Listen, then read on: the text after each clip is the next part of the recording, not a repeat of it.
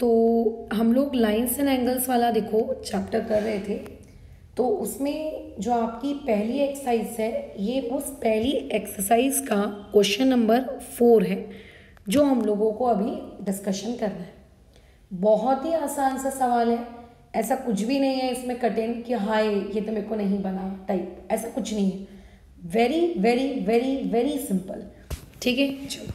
तो सबसे पहले तो क्वेश्चन में हमेशा आपको उसका गिवन पार्ट लिखना चाहिए। तो पहले इसका गिवन पार्ट लिख लेते हैं। गिवन पार्ट में ये बोल रहा है कि जो एंगल पी क्यू आर है और जो एंगल एक्स वाई जेड है, उनकी जो साइड्स हैं वो साइड्स बेसिकली एक दूसरे के पैरेलल हैं। तो देखो, गिवन लिखने का ये मतलब नहीं होता है कि क्वेश्चन को हूबहू उठाकर वैसे का वैसा छाप दिया, ये नहीं होता है। ठीक है, आपको गिवन डेटा से जरूरी जानकारी एक्सट्रैक्ट करते आनी चाहिए। जैसे एंगल पी क्यू आर में अगर उसकी एक साइड को मैं पी क्यू ले लूँ तो एंगल एक्स वाई जेड की दूसरी साइड क्या लूँगी मैं, एक्स वाई लूँगी। तो क्वेश्चन वाला ये कहना चाह रहा है कि जो साइड पी क्यू है, ठीक है, वो पैरेलल है किस चीज़ के, साइड एक्स वाई के। ये क्वेश्चन वाला कहना चाह रहा है। और क्वेश्चन वाला आपसे ये कहना चाह रहा है कि जो दूसरी साइड होगी, दूसरी साइड मतलब कौन, क्यू आर, ये वाली, ये किसके पैरेलल होगी, उस ऊपर वाले की दूसरी साइड के, जिसका नाम है वाई जेड। यानी कि साइड आपकी क्यू आर ये पैरेलल है किस चीज़ के पैरेलल है, बोलो, ये पैरेलल है आपके साइड वाई जेड के। ये दो गिवन डेटा हमको दिए थे, इन गिवन डेटा को हमने लिख दिया, बात खत्म हो गई। अब हम लोग यहाँ पे शुरू करते हैं इसका टू प्रूव वाला पार्ट।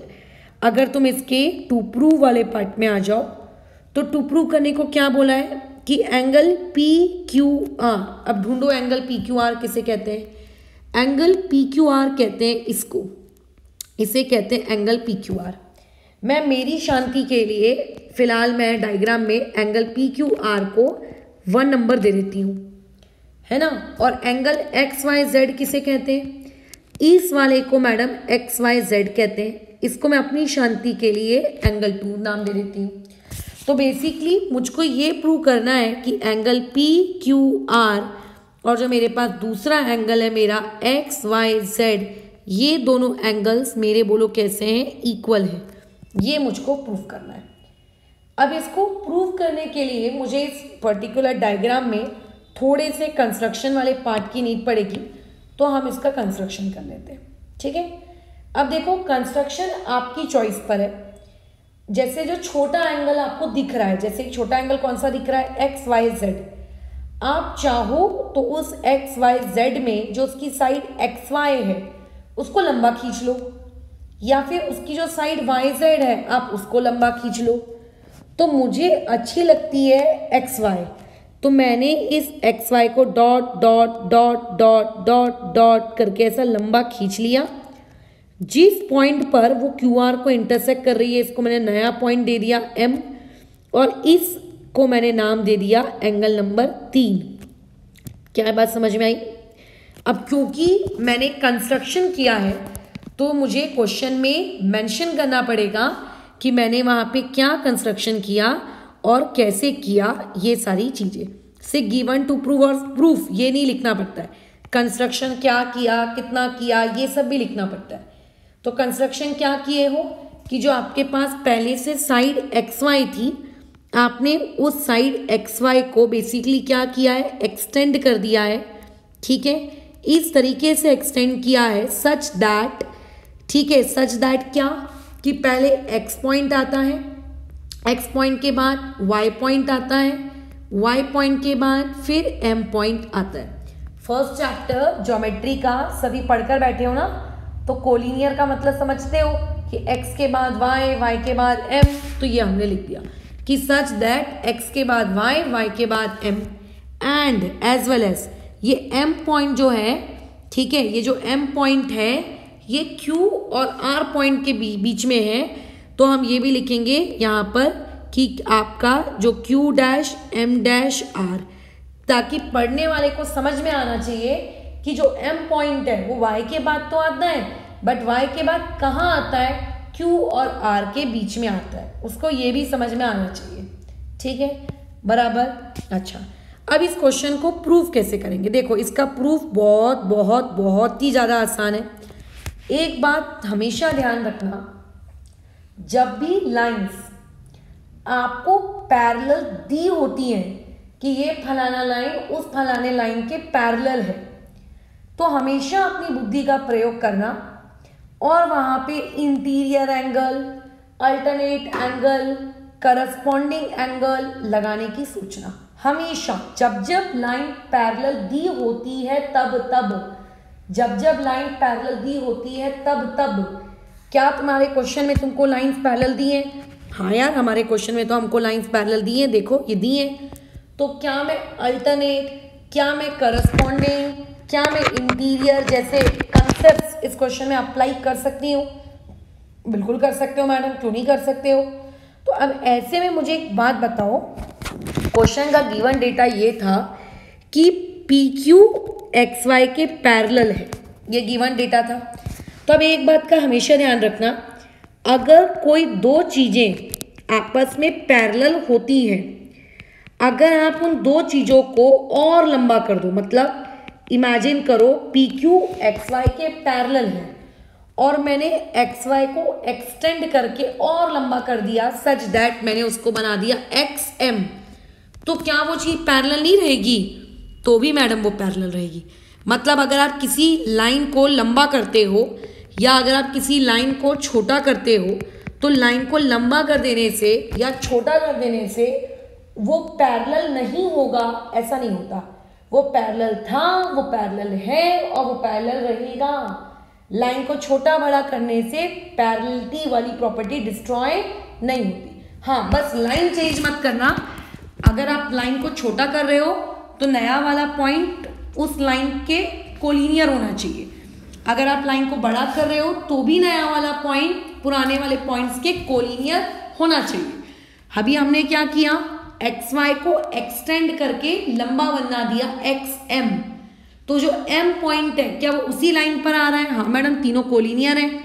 तो इसीलिए अगर PQ XY के पैरेलल था तो PQ XM के भी पैरेलल होगा। बस यहाँ पे हमको रीजन देना पड़ेगा X dash Y dash M, ताकि पढ़ने वाले को समझ जाए ओ पॉइंट्स कोलिनियर थे, इसीलिए लड़के ने ऐसा लिख दिया। अब जब भी लाइंस पैरेलल होंगी आपको किसी ना किसी ट्रांसवर्सल को चूज करना पड़ेगा ताकि आप अल्टरनेट, करस्पॉन्डिंग, इंटीरियर ये वाले एंगल्स के कंसेप्ट लगा सको। तो अभी हम यहाँ पे बताओ ट्रांसवर्सल किसको लेंगे? तो बेसिकली आप देखिए, ये रहा आपका P, ये रहा आपका Q, ये रहा आपका X और ये रहा आपका M। आप ट्रांसवर्सल लीजिए इसको ऐसे, ये M पॉइंट सॉरी यहाँ पर है, आप ट्रांसवर्सल लीजिए QR को, क्योंकि वो PQ को भी कट कर रही है और वो XM को भी कट कर रही है। तो हमने ट्रांसवर्सल ले लिया and QR is a transversal. QR को हमने अपना क्या पकड़ लिया? ट्रांसवर्सल पकड़ लिया। Done, very good. अब मुझे बताओ, जो PQ पे एंगल 1 बना है और जो XM पे एंगल 3 बना है, ये रहा एंगल 1, ये रहा एंगल 3, ये दोनों देखने से आपको कौन से एंगल्स दिखते हैं? मैडम ये तो करस्पॉन्डिंग एंगल्स हैं। और जब जब दुनिया में लाइंस पैरेलल होती हैं, दिखने में जो आपको करस्पॉन्डिंग एंगल्स लगते हैं वो करस्पॉन्डिंग एंगल्स बोलो कैसे होते हैं? इक्वल होते हैं। इसीलिए मैंने लिख दिया एंगल 1 बराबर बोलो क्या? एंगल 3। क्यों? क्योंकि ये बेसिकली आप लोगों के क्या है? करस्पॉन्डिंग एंगल्स हैं। ये आप लोगों के क्या है? करस्पॉन्डिंग एंगल्स हैं। क्या है आप लोगों के? करस्पॉन्डिंग एंगल्स, क्योंकि लाइन पैरेलल थी। ठीक है, क्योंकि लाइन पैरेलल थी। क्या ये बात दिमाग में जा रही है? ठीक है, इसको इक्वेशन नंबर 2 छोड़कर आ जाओ। अब एक बात बताओ, ये वाली ब्लू लाइन और ये नीचे वाली बड़ी सी ब्लू लाइन, क्या ये दोनों भी पैरेलल है? बिल्कुल है मैडम, गिवन है ना, देखो QR पैरेलल है YZ के। चलो तो इसको भी यूज करते हैं। क्या लिखेंगे यहाँ पे नेक्स्ट स्टेप? कि जो साइड QR है ये पैरेलल है किसके, साइड YZ के, और इसको रीजन दे दिए हम गिवन। मैंने अभी अभी बताया था अगर दो लाइंस आपस में पैरेलल हैं और अगर आप उन लाइंस को छोटा कर दो, बड़ा कर दो, तो उनसे उनका पैरेलल नेचर डिस्ट्रॉय नहीं होता। तो QR इतना बड़ा वर्ड बोलने की जगह मैं बोल रही हूं MR, क्योंकि मुझको MR की जरूरत है, QR की जरूरत मेरे को नहीं है। तो मैंने क्या किया, अभी जो ये मैंने लिखा था कि side QR parallel to side YZ, यहाँ पे मैं ये लिख देती हूँ कि साइड MR जो है वो पैरेलल है किस चीज के, साइड YZ के, और इसका रीजन भी वही आएगा, कोलिनियर पॉइंट।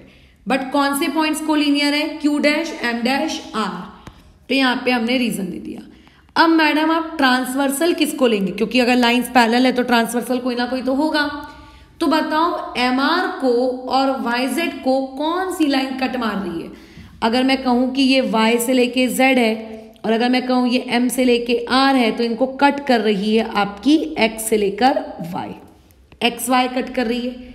तो मैं एक काम करती हूँ, XM को मैं क्या ले लेती हूँ, मेरा ट्रांसवर्सल ले लेती हूँ।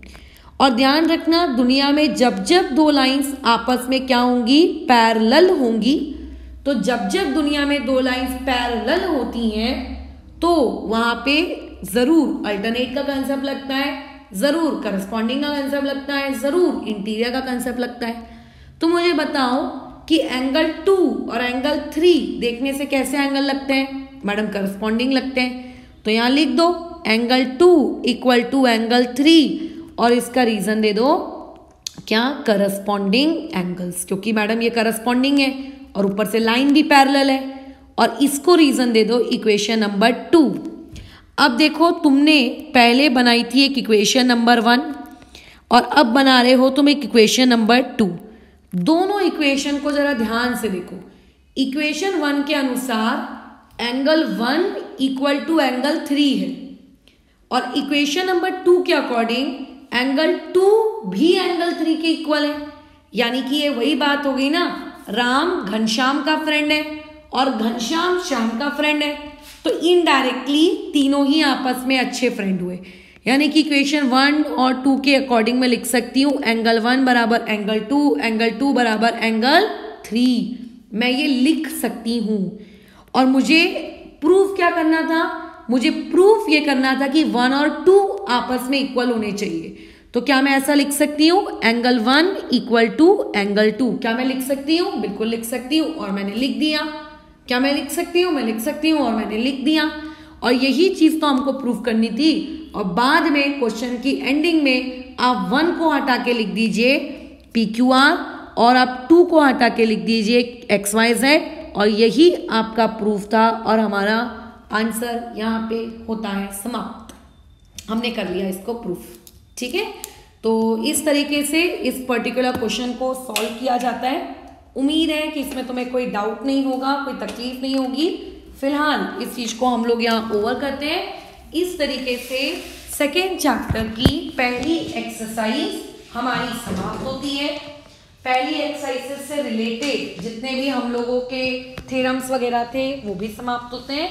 अब हम लोग सेकेंड एक्सरसाइज की तरफ मूव करेंगे। Second exercise basically first exercise का कन्वर्स है, उल्टा। यानी कि जिस तरीके से फर्स्ट एक्सरसाइज में आपको चीजें पैरेलल दी हुई होती थी और आप उन पैरेलल वाली चीजों से अल्टरनेट लगाते थे, करस्पॉन्डिंग लगाते थे, इंटीरियर लगाते थे, सेकेंड एक्सरसाइज में आपको पैरेलल नहीं दिया होगा, ठीक है। और इसीलिए आप सेकेंड एक्सरसाइज में डायरेक्टली अल्टरनेट, करस्पॉन्डिंग, इंटीरियर नहीं लगा पाओगे। और उनमें भी जैसे फर्स्ट एक्सरसाइज में अपन ने थ्योरम्स पढ़े थे, सेकेंड एक्सरसाइज में भी थ्योरम्स होंगे, ठीक है। तो हम सेकेंड एक्सरसाइज भी सॉल्व करेंगे, सेकेंड एक्सरसाइज के थ्योरम्स भी पढ़ेंगे, जिनको आपकी बुक में नाम दिया गया है test, interior angle test, corresponding angle test, alternate angle test, हम वो भी पढ़ेंगे, ठीक है। बट फिलहाल